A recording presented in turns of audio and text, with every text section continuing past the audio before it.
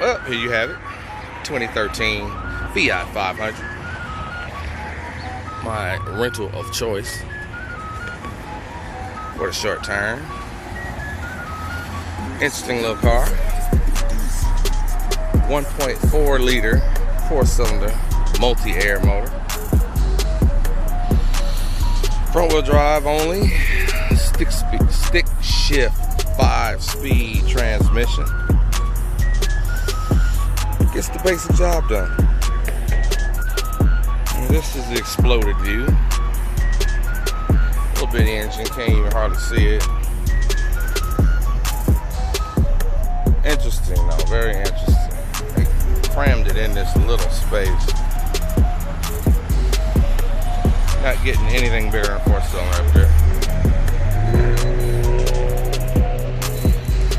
To be honest, tiny car. Roomy, for the most part. Front to back leg room is fine. I'm 6'1", no issues whatsoever. Side to side room, another thing. Depending on how wide you are, you might not like it.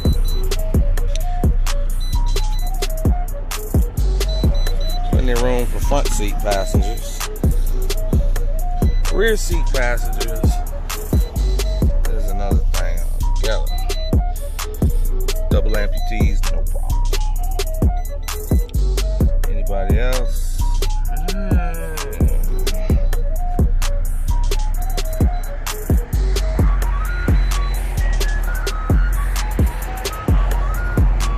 Nice touch. A little low profile. Tiny tires. But 16s nonetheless. Bigger than the ones on my first Bug.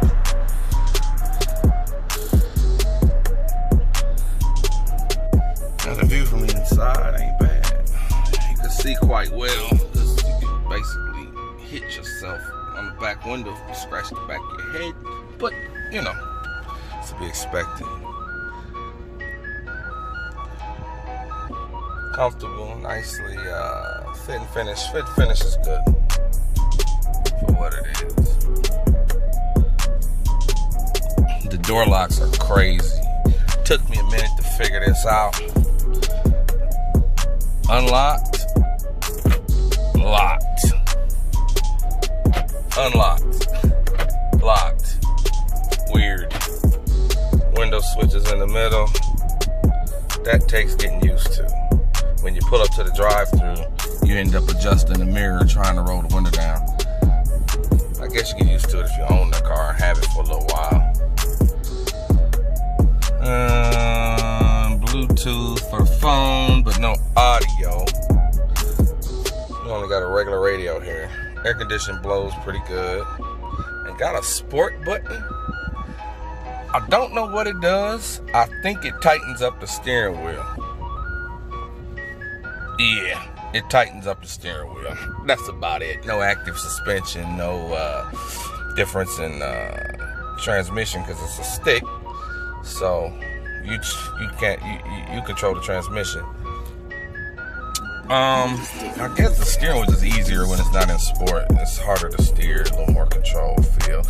I want to hit the twisties in it, but I haven't had a chance to. Goes back today. I don't really trust it. It feels top heavy with those tires. Low pros look like I can get some grip, but I'll be afraid to tip over in this thing. It's a rolling bubble. I don't like it. Not wide enough. I have to get out there and really press it to see. I'm sure the 8-bar version is probably more suited to canyon carving, and I'll probably get one of those in some part of the future. But for the most part, not bad. Now I'm gonna try to drive this thing. I've been driving it all week, so I'm trying, but I don't have a phone holder, so I'm just gonna roll out of here. Clutch real easy, super easy, but to be expected from a little bitty motor with not a whole lot of horsepower and torque. Super easy clutch, good off the draw. Not a lot of bottom end, but I tell you the multi-air engine in here is interesting. I'm not all that versed on how it works. But I do feel that once the speed picks up and you get into a certain rev range, it's almost like an overdrive feeling. It feels like the engine grows a little bit. And I think the multi-air system changes the compression ratio or something. And it feels like a bigger engine, but not down low where you need it just once you're going. And the phone fell. So, one other thing I forgot to mention, if you don't like spending money on gas, this is the car for you. I went to work and back all week, about 8, 9, 10 miles, right? One way. Car was on full when I got it. I just filled it back up. I put that much fuel in it. That's insane. Next time I'll be a little more prepared to do a review on a little car. But that's all there is to say. Decent car, something to buy your kid. First car is good. I'm pretty sure it's safe and all of that. If you crash, it'll probably go flying across the street and keep you locked in, so you don't have to worry about it like a grease pig. But for the most part, decent little vehicle. And coming from a guy who drives nothing but V8s all the time, it's quite a departure for me. But kind of takes me back to